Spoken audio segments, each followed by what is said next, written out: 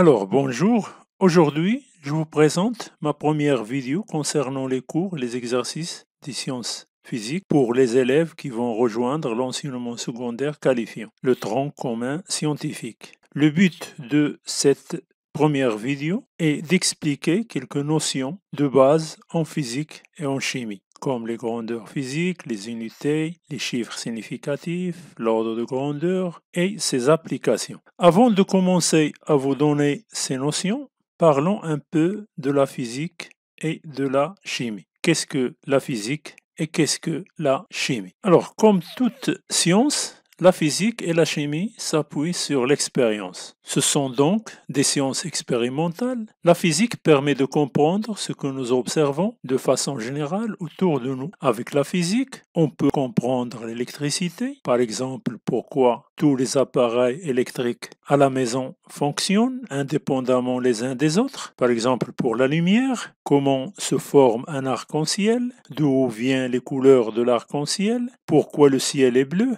qu'est-ce que le son, pourquoi les objets tombent vers le bas. À vrai dire, la physique cherche à répondre à deux questions. C'est le pourquoi et le comment. Alors la chimie aussi est une science de la nature qui étudie la matière et ses transformations, comme par exemple les éléments chimiques, les espèces chimiques, les atomes, les molécules, les réactions chimiques, en se basant aussi sur l'expérience. Alors maintenant, essayons de donner quelques notions de base en sciences physiques. En physique et en chimie, les phénomènes naturels sont identifiés par des grandeurs caractéristiques, par exemple le volume, la température, la masse, la vitesse, etc.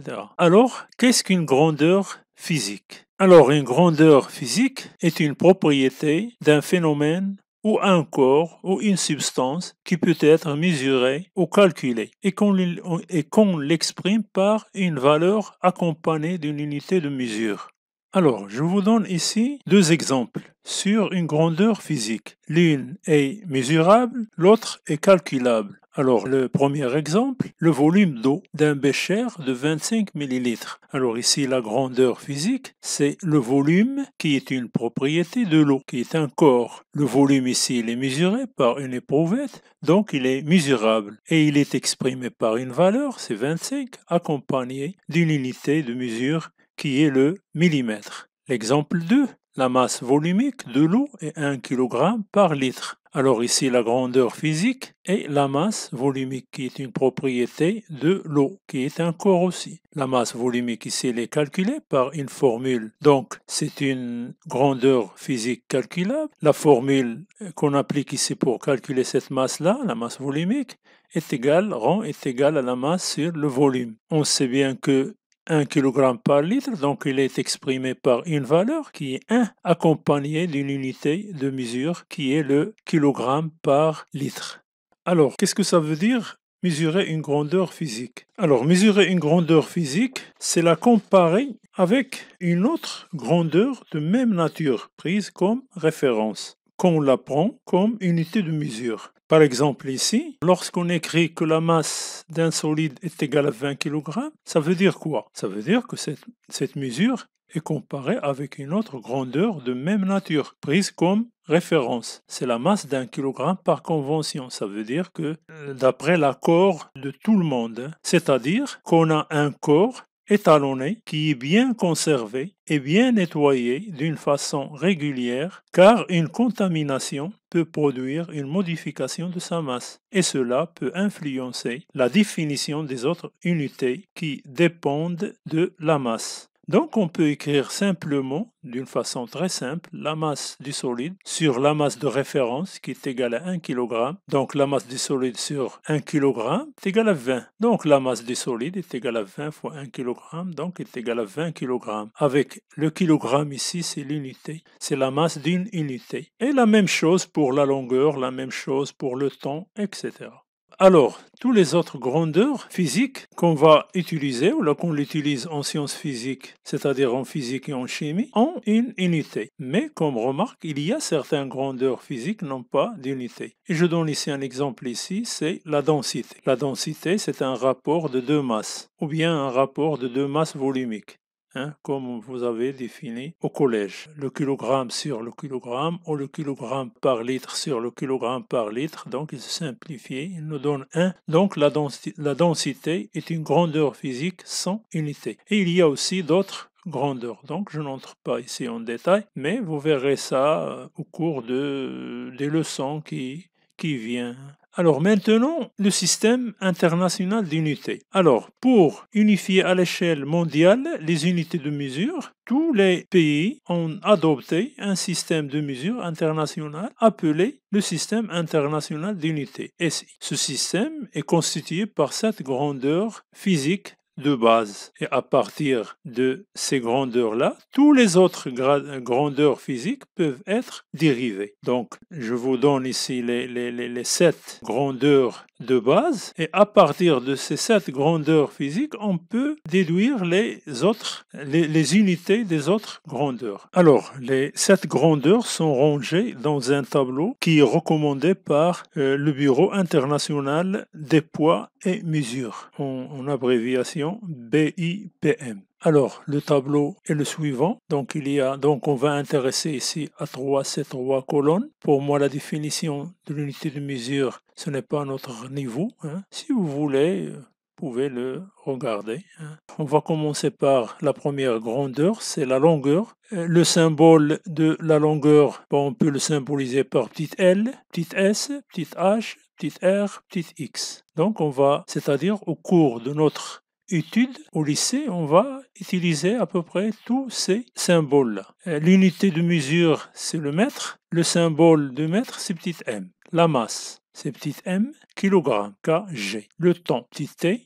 La seconde, s. Courant électrique, grand I ou petit i, dans l'électricité. Ampère, grand A. Bon, les 3 autres sont température T, Kelvin, K, quantité de matière, petite n, mol, mol. Donc, le symbole de la mol, c'est mol. On verra ça cette année-là en chimie. Intensité lumineuse, IV, candela, CD. Donc, cette unité-là, on ne l'utilise pas au lycée, elle est utilisée aux études supérieures. Voilà les unités des 7 grandeurs physiques de base, et à partir de ces unités-là, on peut déduire les autres unités des autres grandeurs. Par exemple, la force, qui a pour unité le newton. Donc le newton, c'est une unité dérivée des unités de base. On verra ça lorsqu'on parle de l'unité de la force F. Alors maintenant, il y a aussi une deuxième notion importante dans les sciences physiques, c'est l'ordre de grandeur. Mais avant de parler de cette notion, intéressons-nous aux chiffres significatifs. Comment déterminer les chiffres significatifs d'un nombre, c'est-à-dire en mathématiques, ou d'une valeur en physique? Pour cela, prenons un exemple. Premièrement, lorsqu'on fait une mesure en physique, le résultat de la mesure est toujours une valeur approchée, quel que soit l'appareil de mesure. Donc,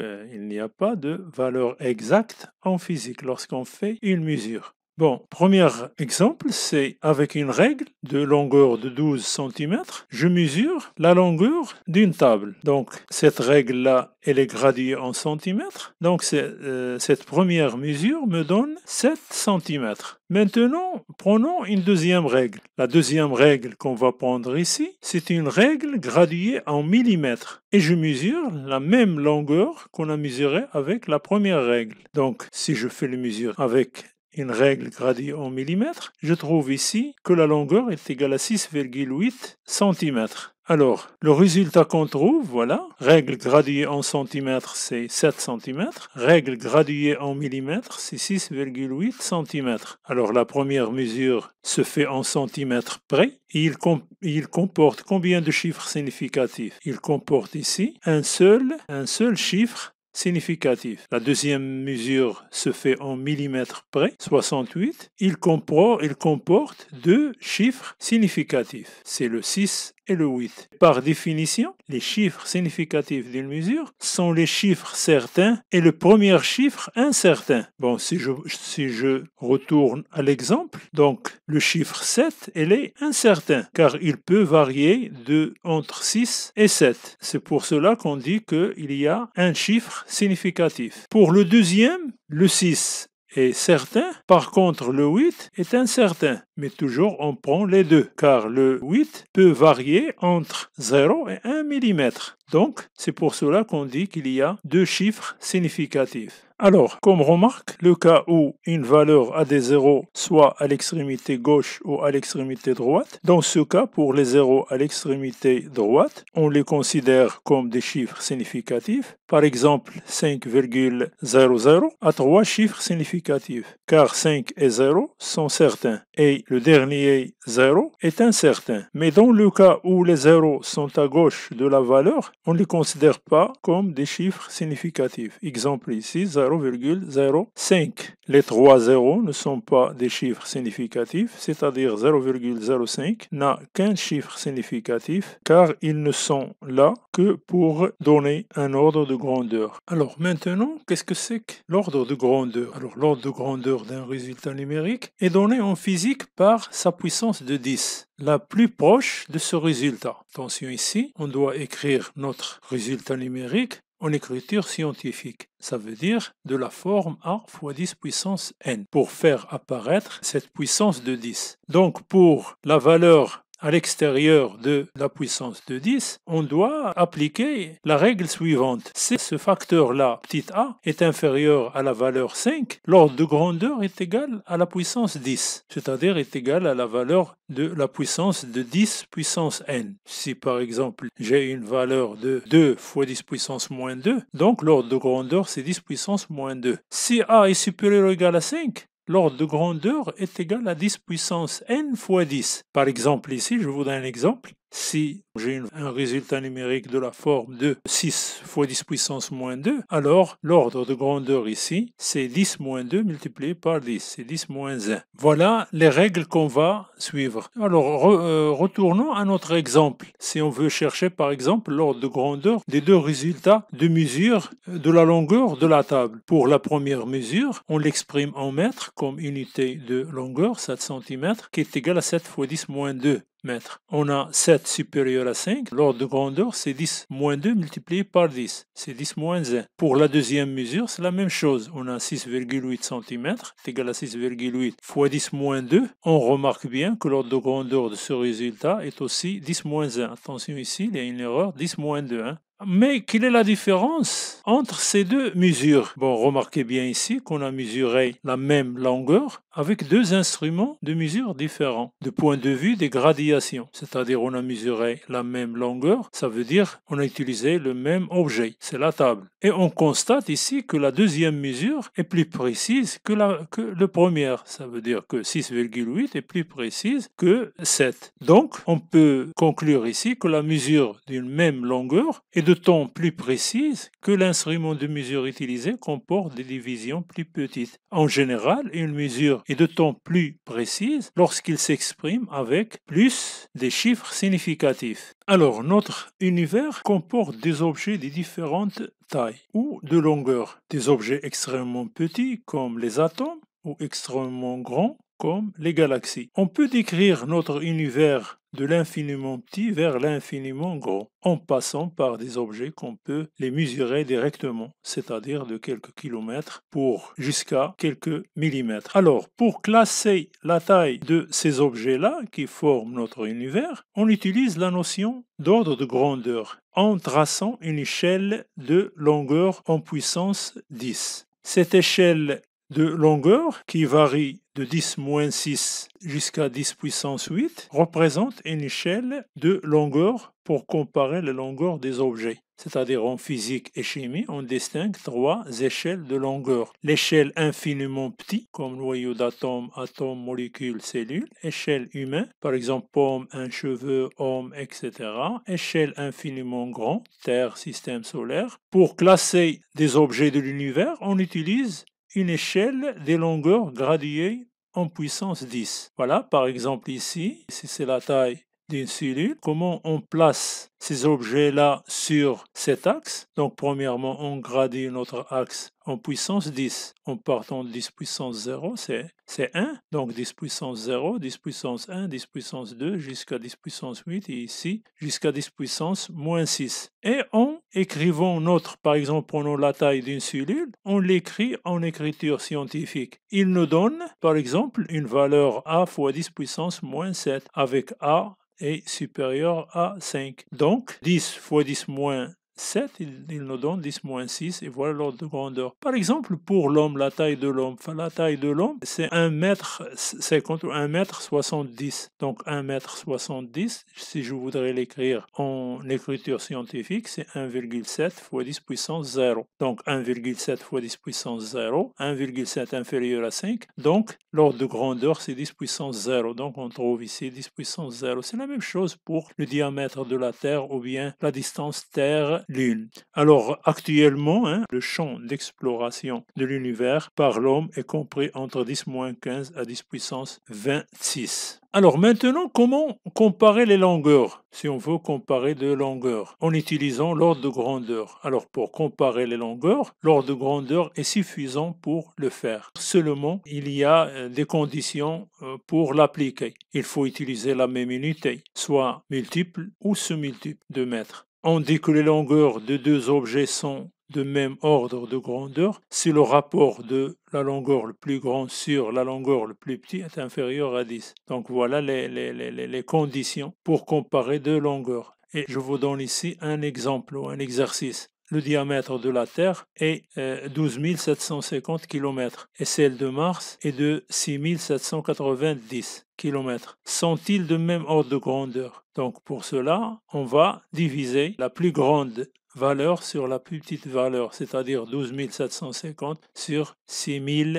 790. Alors, calculons le rapport de diamètre de la Terre, dt est égal à 12 750 km et de Mars, dm est égal à 6 790 km. Il nous donne 1,9. Donc, vous voyez bien ici que 1,9 est inférieur à 10. Donc, puisqu'il est inférieur à 10, donc les diamètres des deux planètes sont de même ordre de grandeur. Et merci et à la prochaine vidéo, Inch'Allah.